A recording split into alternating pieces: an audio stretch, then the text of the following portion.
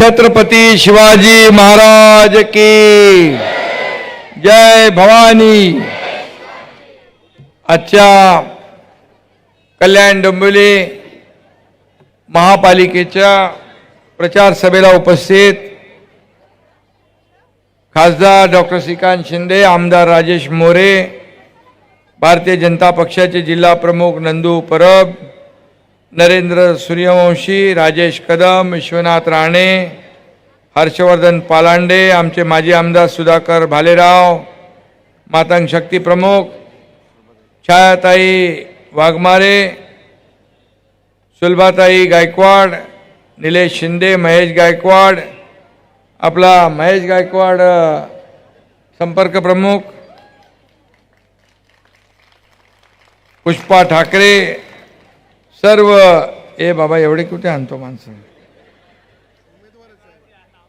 सर्व उमेदवार, शिवसेना भाजपा युतीचे सर्व उमेदवार, त्यांची नावं इकडे आहेत बघा। आणि व्यासपीठावर उपस्थित सर्व मान्यवर आणि जमलेल्या माझ्या तमाम लाडक्या बहिणींनो, लाडक्या बहिणी सगळीकडे आहेत।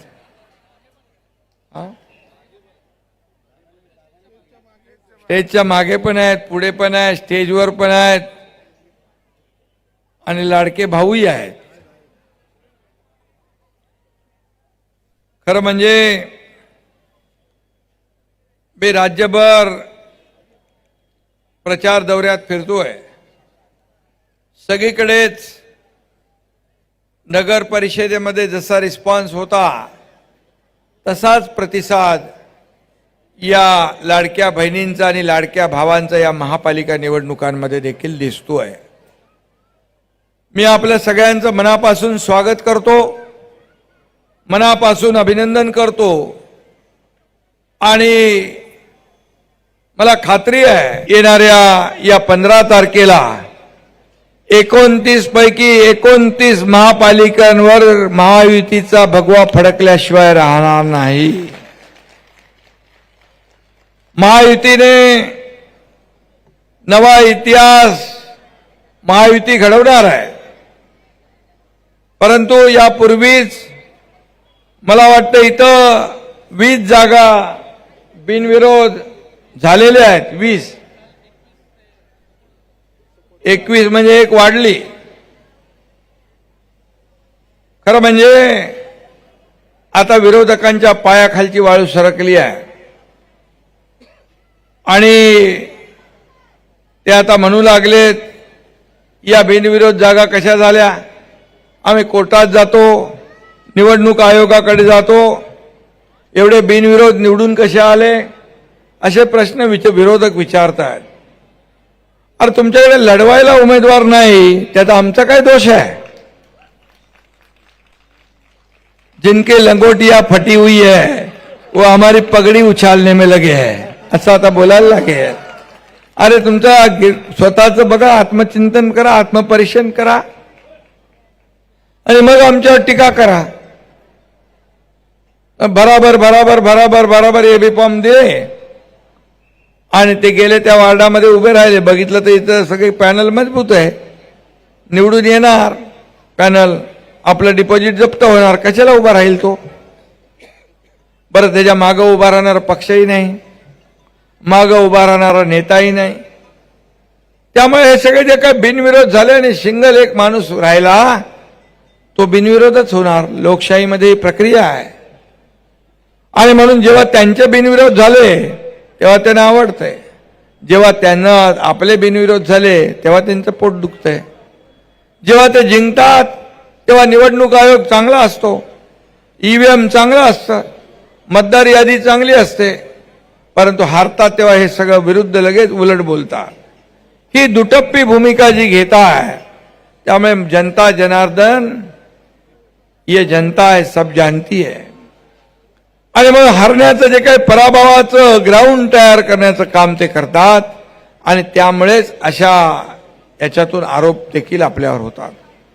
आणि म्हणून मी आपल्याला एवढंच सांगेन, कल्याण डोंबिवलीमध्ये ते हे बिनविरोध येऊन आमच्या लाडक्या बहीण लाडक्या भावांनी त्यांचा बँड अगोदरच वाजवलेला आहे. आता डब्बागोल निवडणुकीमध्ये 15 तारखेला एवढे सगळे जर बघितले कार्यकर्ते तर मला वाटतं विरोधकांचं डिपॉझिट जप्त झाल्याशिवाय काय राहणार नाही. दररोज टीका करतायत, दररोज आरोप करतायत. महायुतीवर आरोप, प्रधानमंत्र्यांवर आरोप, गृहमंत्र्यांवर आरोप. माझ्यावर तर रोजच करतात. मला तर ते काय माझं 5वीला पुजलेलं आहे. उठता बसता झोपता एकनाथ शिंदे, गावाला गेलो एकनाथ शिंदे, दिल्लीला गेलो एकनाथ शिंदे. कुठं गेलो तरी टीकेशिवाय दुसरं काय नाही, टोमण्यांशिवाय काय नाही. मी परवा म्हणालो, हा वचननामा कसला आहे? हा टोमणेनामा आहे, हा घोटाळेनामा आहे. परंतु जाऊ द्या, ते नंतर बघू आपण. पण मी आपल्याला एवढं सांगतो, लाडक्या बहिणींचा आशीर्वाद आहे तोपर्यंत हा एकनाथ शिंदे कुणालाही घाबरत नाही. मला कसली चिंता नाही. मी महाराष्ट्रभर फिरतोय, मला लाडक्या बहिणींचे चेहरे, लाडक्या भावांचे चेहरे ओळखायला येतात. एक प्रेम आणि एक जिव्हाळा पाहायला मिळतो. मुख्यमंत्री असताना आम्ही ठरवलं, देवेंद्रजींनी आम्ही टीमने ठरवलं, लाडकी बहीण योजना सुरू करायची. मी देखील गरिबी पाहिली आहे, आमच्या आईची पत्नीची तगमग काटकसर पाहिली आहे. आणि मुख्यमंत्री झाल्यानंतर निर्णय आम्ही घेतला, या माझ्या लाडक्या बहीण माता भगिनींसाठी काही ना काही केलं पाहिजे. आणि त्यातून मग लाडकी बहीण योजना सुरू झाली. ही लाडकी बहीण योजना बंद व्हावी म्हणून अनेक लोक कोर्टात गेले. अनेक लोकांनी योजना बंद पाडण्यासाठी नाना वेद सगळं करून बघितलं. परंतु आम्ही देणारे आहोत, आम्हाला द्यायला देखील दानत लागते. आणि थोडके नाही तर 45,000 कोटी रुपये वर्षाला लाडक्या बहिणींच्या खात्यात जमा होतात. हे इतिहासातली मोठी गोष्ट आहे. आणि लाडकी बहीण योजना सुरू झाल्या, अनेक सक्सेस स्टोरी आहेत. अनेक लोक छोटा मोठा व्यवसाय करू लागलेत. अनेक लोक आपल्या घरातले जे काही प्रॉब्लेम होते ते सोडवू लागलेत. माझ्या लाडक्या बहिणींना स्वतःच्या सहीने पैसे काढण्याचा अधिकार महायुती सरकारने दिला. आत्मनिर्भर, आत्मसन्मान वाढवण्याचं काम केलं. काय वाईट केलं? सरकार कशासाठी असतं? सरकार गोर गरीब सर्वसामान्य माणसाच्या आयुष्यामध्ये चांगले दिवस आणण्यासाठी असतं. आमचा जन्म सोन्याचा चमचा घेऊन आलेला नाही, जन्माला आलेलो नाही आम्ही. परंतु तमाम या महाराष्ट्रातल्या गोर गरीब जनतेच्या आयुष्यामध्ये सोन्याचे दिवस आणण्यासाठी आमचा जन्म झालेला आहे. आणि म्हणूनच हे सगळं होत आहे. कल्याणकारी योजना, या ठिकाणी विकासाचे प्रकल्प आपण पुढे नेतोय. महाराष्ट्र सर्व क्षेत्रात पुढे आहे, नंबर 1 ला आहे. 2.5 वर्ष मी मुख्यमंत्री म्हणून काम केलं, त्याचाही मला अभिमान आहे. निर्णय घेतले आम्ही टीम म्हणून. गेल्या वर्षभरात देवेंद्रजी मुख्यमंत्री म्हणून आम्ही टीम म्हणून काम करतोय. 24/7 या सरकारचं काम सुरू आहे. आणि म्हणून हे राज्य पुढे जात आहे, हे देश पुढे जातोय. प्रधानमंत्री नरेंद्र मोदीजी यांनी 11व्या क्रमांकावरची अर्थव्यवस्था 4थ्या नंबरला आणली. जगभरातल्या देशातली अर्थव्यवस्था डबघाईला आली आहे, परंतु आपली अर्थव्यवस्था वाढती आहे. आर्थिक महासत्तेकडे देश वाटचाल करतोय. आणि म्हणून महाराष्ट्राचं देखील योगदान त्याच्यात मोठं असलं पाहिजे. यासाठी महाराष्ट्र पुढे विकासात वाटचाल करतोय.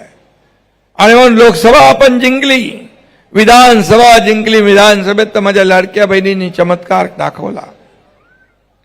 झालेल्या नगर परिषदेमध्ये देखील आपण हॅट्रिक केली.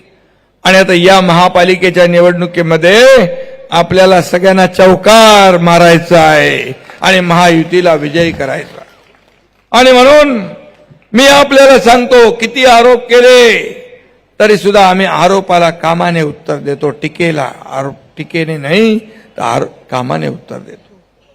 म्हणून तर एवढा पुढे चाललोय, एवढं राज्य पुढे चाललोय. आणि म्हणून आम्ही हम जुबा के और जमीर के पक्के हैं, हम जुबा और जमीर के पक्के हैं. लोगों की तरह हालात देकर रंग बदलने वाले हम लोग नहीं है.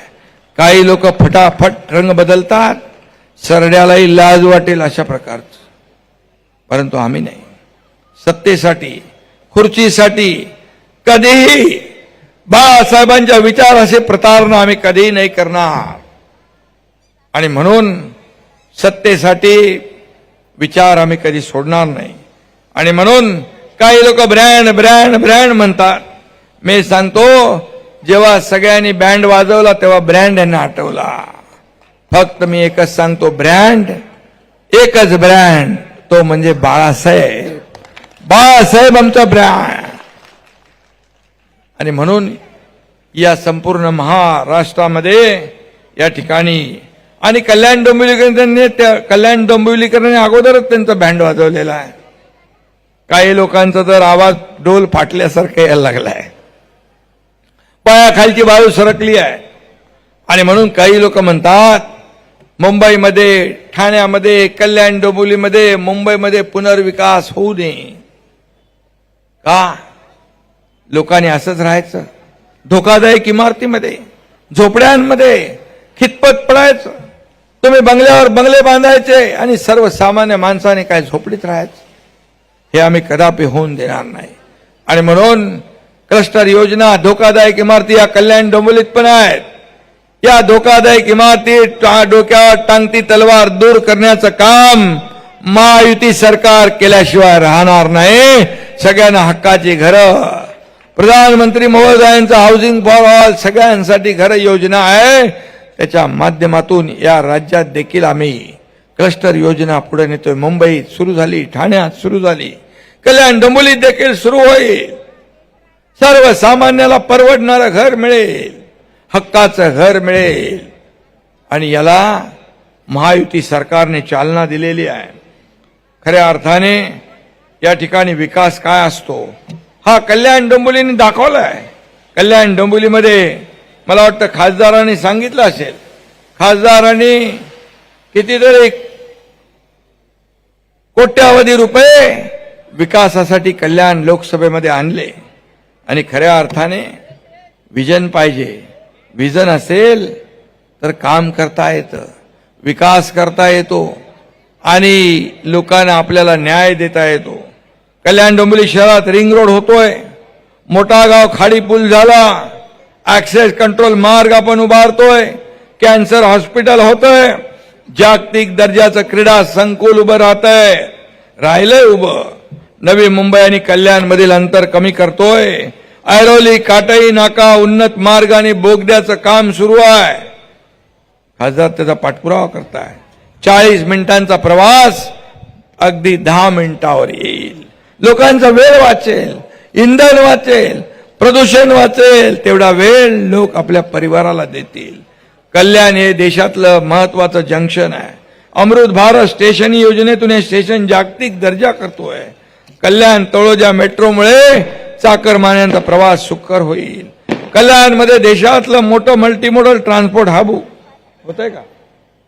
मल्टीमोडल हब, ज्यामुळे लाखो लोकांना रोजगारांच्या संध्या प्राप्त होणार आहेत. त्याचबरोबर पलावा मानपाडा उड्डाण पुलामुळे वाहतूक कोंडी सुटेल. त्याचबरोबर जो मानपाडा नाही, कुठला रोड आहे, शिळफाटा रोड, कल्याण शिळफाटा रोड जो आहे तो पहिला रस्त्यावर आपण मेट्रो आणत होतो. पण खासदारांनी सुचवलं की मेट्रो पण आणा, खाली रस्ता पण ठेवा आणि वरती एक रस्ता पण पाहिजे.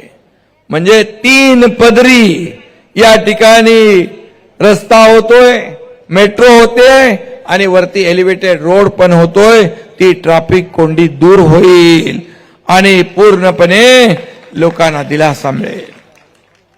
ठाण्याप्रमाणे इतरही सुपर स्पेशालिटी हॉस्पिटलचं काम झालेलं. पत्री पुलाचा प्रश्न, दुर्गाडी पुलाचं काम पूर्ण झालं. धोकादायक इमारतीचं मी आता सांगितलं. क्लस्टर योजना आपण राबवतोय. सर्वांना सुरक्षित हक्काचं घर देणं हेच आपलं मिशन आहे. आणि म्हणून भिवंडी कल्याण शिळ फाट्याच्या रस्त्याला रुंदीकरणाचे 561 कोटी आपण दिले. ड्रेनेज, पाणी पुरवठा, सरोवर पुनरुज्जीवनसाठी 495 कोटी दिले. कल्याण डोंबिवलीच्या विकास कामासाठी 861 कोटी जवळपास दिले. दावडीला टाटा टेक्नॉलॉजीचं स्किल सेंटर आपण उभारतोय.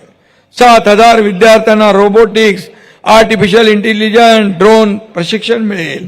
उद्योग व्यावसायिकांना इनोव्हेशन मार्गदर्शन आणि प्रशिक्षण मिळेल.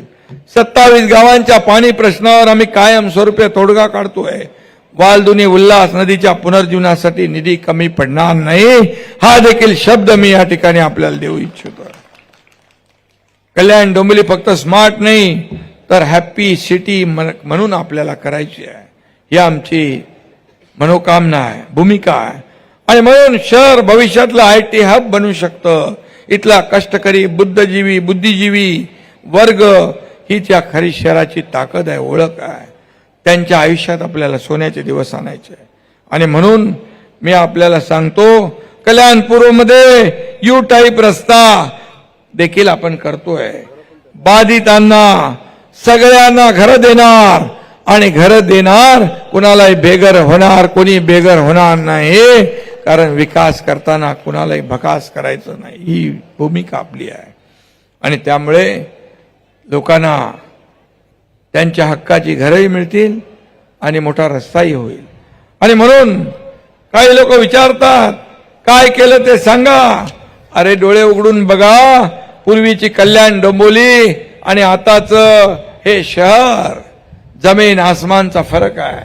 कॉन्क्रीटचे रस्ते झालेत. मागचा कुठला तो रस्ता झाला इकडं, तो मोठा रस्ता मलंगोडला जातो तो 100 फुटी. पूर्वी बघितले आम्ही रस्ते. डोंबिवलीत देखील मी एकदा आलो होतो 10 वर्षापूर्वी. एवढे खड्डे, ठाण्यावरून आम्ही ते पेवर ब्लॉक आणि सगळ्या RMCच्या गाड्या आणल्या होत्या. आज बदलतंय, कल्याण डोंबिवली बदलतंय आणि खऱ्या अर्थाने विकसित होतंय. शाड वालदुनी पूर होतोय. आणि म्हणून कामं सांगायला गेलो तर अख्खा दिवस पुरणार नाही. पण मला अभिमान आहे, इथं खासदारही आमदारही महायुतीचे आहे. आणि खासदारांचा पाठपुरावाही मला माहीत आहे, किती पाठपुरावा करतात.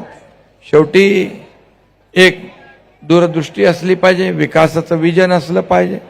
आणि कल्याण डोंबिवली हे महायुतीचा बालेकिल्ला आहे. मला आठवत आहे की तुम्ही खासदाराला पहिल्यांदा नाही, दुसऱ्यांदा नाही, तिसऱ्यांदा आपण निवडून दिलंय. मी तुम्हाला मनापासून धन्यवाद देतो, आपले आभार मानतो. महायुतीच्या आमदारांनी आपण निवडून दिले, त्याबद्दलही आपले आभार मानतो. खऱ्या अर्थाने हा आपला बालेकिल्ला आहे. आणि म्हणून लोकसभा जिंकलो, केंद्रात आपलं महायुती आहे, राज्यात महायुती आहे. मग महापालिकेत काय पाहिजे?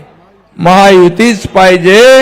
एक विचाराचं सरकार जेव्हा येतं तेव्हा विकासाला वेग मिळतो, विकास वेगाने होतो आणि सर्वांना सोयी सुविधा मिळतात.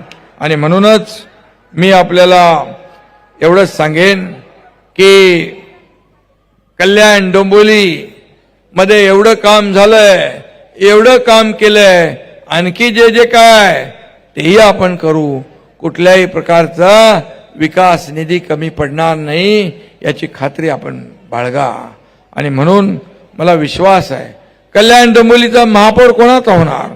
कल्याण डोंबिवलीचा महापौर महायुतीचाच होणार, हा विश्वास आहे.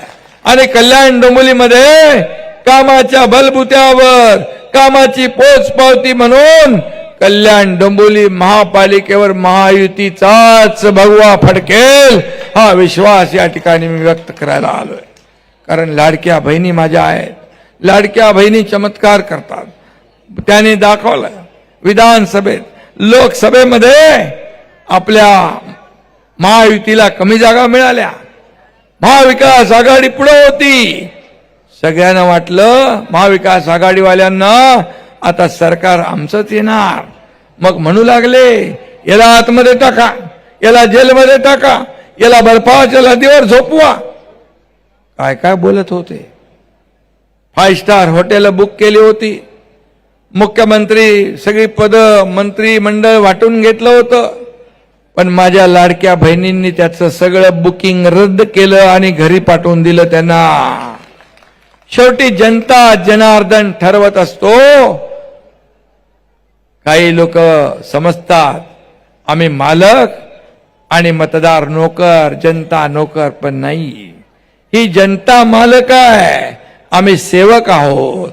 ही जेव्हा जनता ठरवते एखाद्याला वर उचलायचं आणि जेव्हा ठरवते खाली आपटायचं, तेव्हा तो पुन्हा कधी वरती उभा राहत नाही.